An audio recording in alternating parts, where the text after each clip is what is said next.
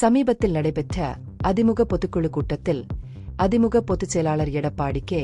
பழனிசாமி கூறிய குற்றச்சாட்டுகள் ஆதாரமற்றவை மற்றும் கற்பனையானவை என ஆளும் திமுக நிராகரித்துள்ளது.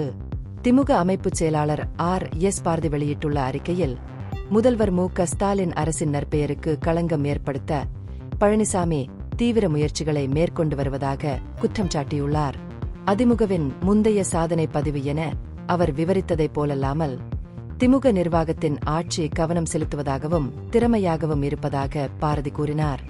எங்கள் சூறாவளியை கையாள்வதற்கான மாநில அரசின் முன்முயற்சி நடவடிக்கைகளை எடுத்துரைத்த பாரதி, நீர்நிலைகளை தூர்வாறுதல் மற்றும் சரியான நேரத்தில் நிவாரண நடவடிக்கைகளை செயல்படுத்துதல் ஆகியவை சூறாவளியின் தாக்கத்தை குறைக்க உதவியது என்று கூறினார்.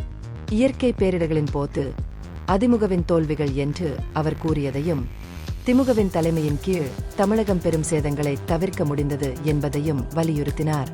சமீபத்திய சொத்து வரி உயர்வு குறித்த அதிமுகவின் விமர்சனத்தை எதிர்த்த பாரதி, பாஜகவுடன் அதிமுக ஆட்சியில் இருந்தபோது 15வது நிதிக்குழுவின் உத்தரவுதான் இந்த முடிவு என்று தெளிவுபடுத்தினார்.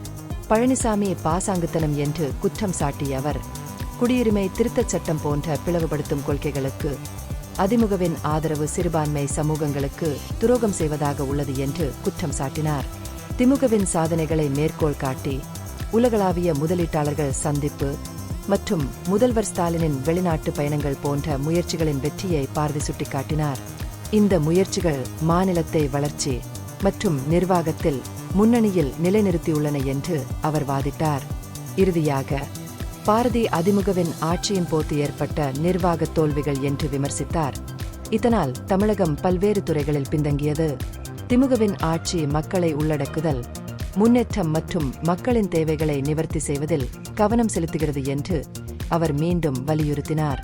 அதிமுகவின் கூற்றுக்கள் ஆதாரமற்ற அரசியல் சொல்லாடல்கள் என்று நிராகரிக்கப்பட்டது.